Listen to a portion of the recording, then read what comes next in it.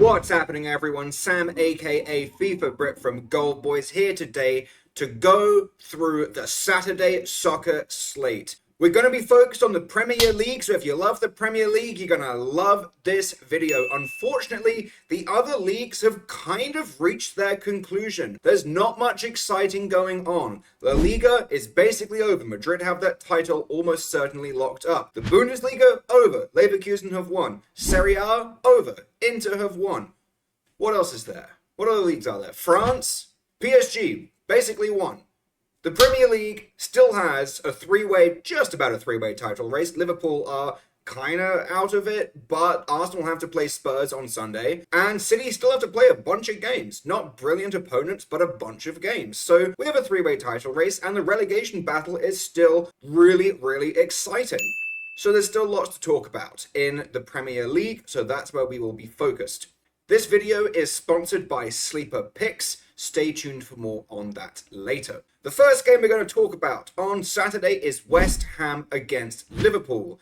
Now, the question I'm asking myself is, can we really trust Liverpool for fucking anything anymore? Because I don't know. Maybe shots. They didn't have a brilliant shooting game in the first half in their last match, but they kind of brought it back. They ended on around 20, 21, 22 shots, somewhere in that region, which is still clearing their line, which I believe was 19 and a half.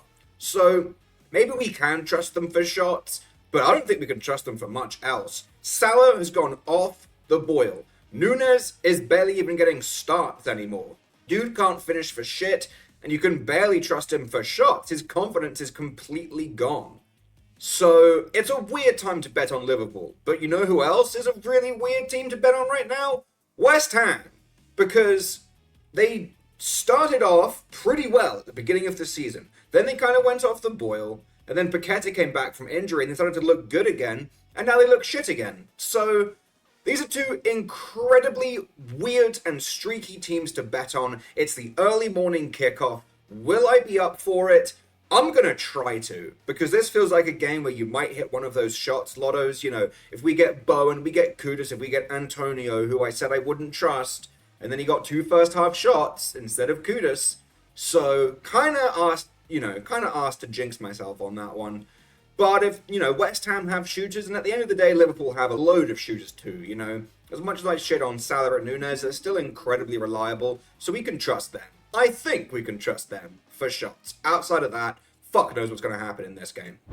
Next game we're going to talk about is Fulham against Palace. Palace actually look pretty good right now.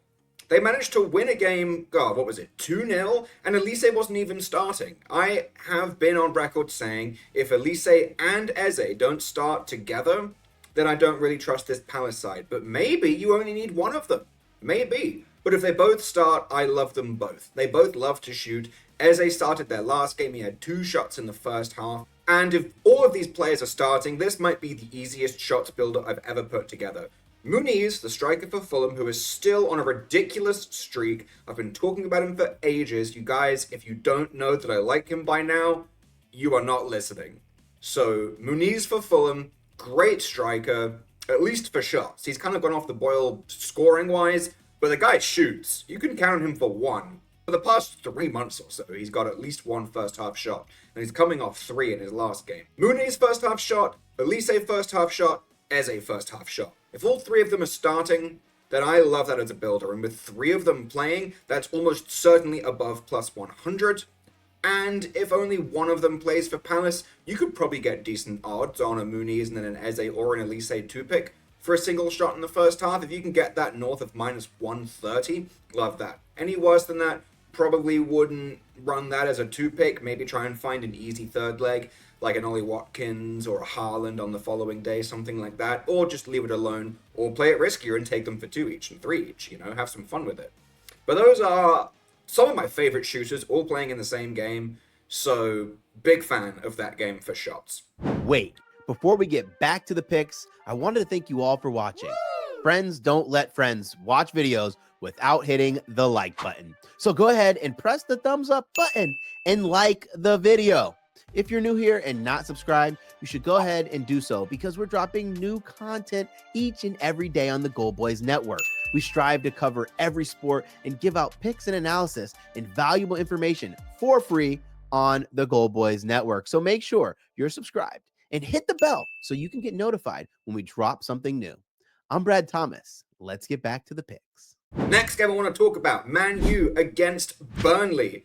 Now, Man U put Sheffield to the sword, but they did it very late in the game. That was a very exciting game for a long time, and the fact that Man U can't convincingly beat Sheffield United just goes to show that Burnley might be in with a chance here. Don't forget, Burnley are still battling to survive. They do not want to be relegated from the Premier League, and Everton have been playing pretty well recently, who are probably their biggest rival alongside Luton as to who they're going to be able to get ahead of in order to avoid relegation.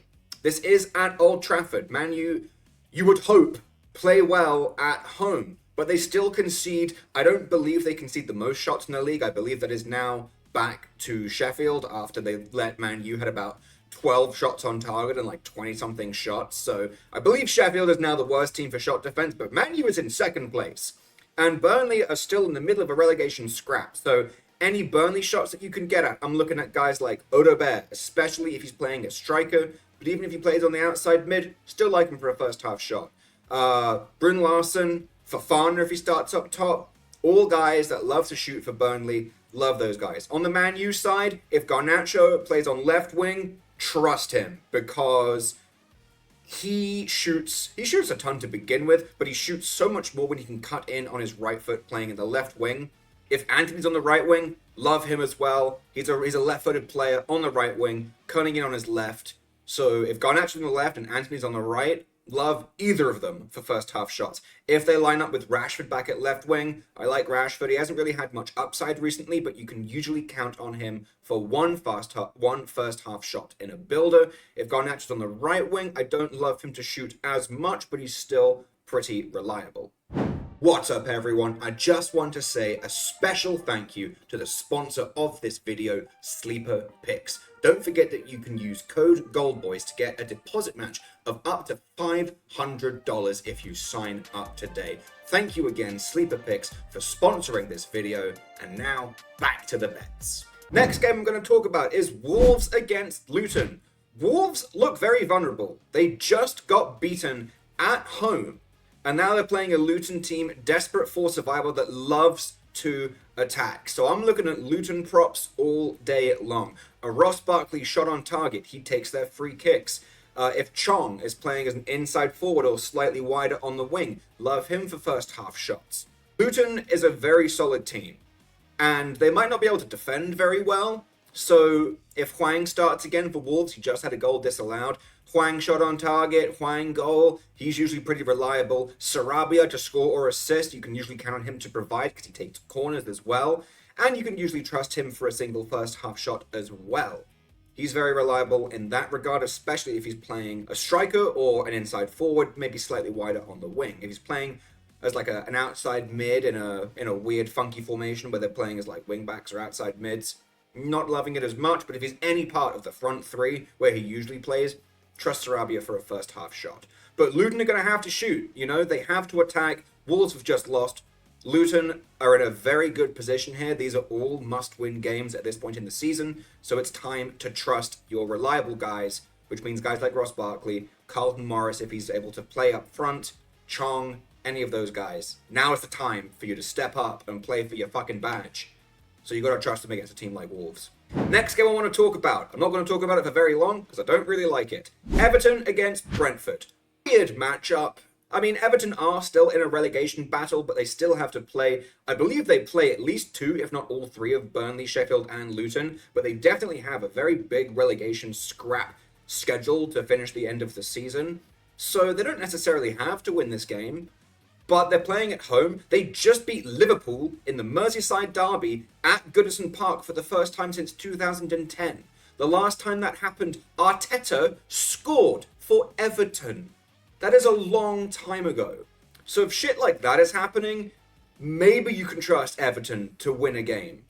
I know I've been talking about how shit their record has been since December. They still only have maybe 3 wins in that time in the league. But they're playing a Brentford team that really has not much else to play for. They're solidly mid-table. They're not going to go down. They're not going to qualify for anything. Tony has been injured recently. They haven't got much to play for. So, they're going out there for pride. And it should be noted, if Neil Maupay plays up front for Brentford, he used to play for Everton. So look at him for shots, a goal, probably a card as well, because he is absolute hack, mad full of shithousery. He's one of those players, all right? If Banter was a player, it would be him. Same vibe with Emi Martinez. It's like if Emi Martinez, the goalkeeper for Villa in Argentina, was a striker. That's Maupay. And he's playing against his former club. Yeah, that seems like fun. Something's going to happen. Whether it's a card, whether it's a goal, whether it's a metric fuck ton of shots. That might be the best angle to attack this game, especially playing in front of an Everton crowd. Outside of that, don't really love this game for much else. Last game we're going to talk about in the Saturday slate is Aston Villa against Chelsea. I'll put this very simply. Aston Villa moneyline, a bettable number at home against Chelsea, who just got absolutely skull-fucked in the face by Arsenal 5-0. Ollie Watkins to score an assist. He leads the league in goal contributions. If he doesn't win player of the season for the Premier League, if that little stat padding shit, no Arsenal bias involved here, if that stat padding shit Phil Foden wins player of the season over Ollie Watkins, I'm going to be furious, because that is the least deserved award in God knows how long. So yeah, Ollie Watkins to score an assist. Dude is automatic. He's playing at home, playing against a Chelsea side that may or may not have Cole Palmer. If they don't have Cole Palmer, Villa are going to absolutely destroy them. If they have Cole Palmer, maybe they get a goal. Maybe you look at both teams to score in the over, because there will be goals in this game. Cole Palmer first half shot to be placed. Obviously, he's incredibly reliable. No one else you can really trust. Enzo Fernandez, who is usually plus money for a first half shot, which he hit in the Arsenal game, by the way. If you saw my video, you might have got that. He's now out for the rest of the season, having surgery so he can be fit in time for Copa America. So Enzo is out, so the Chelsea midfield is completely gutted now. So Cole Palmer is really the only guy you can trust. Outside of that, I don't really trust anyone on that team. If he plays, I trust him. If I don't, fuck Chelsea props. Villa by a million. So yeah, that is my coverage of the Saturday soccer slate. As always, if you do think you have a gambling problem, don't forget to call the number 1-800-GAMBLER. And yeah, best luck with your bets this weekend. Have a fantastic day, and I'll catch you in the next one.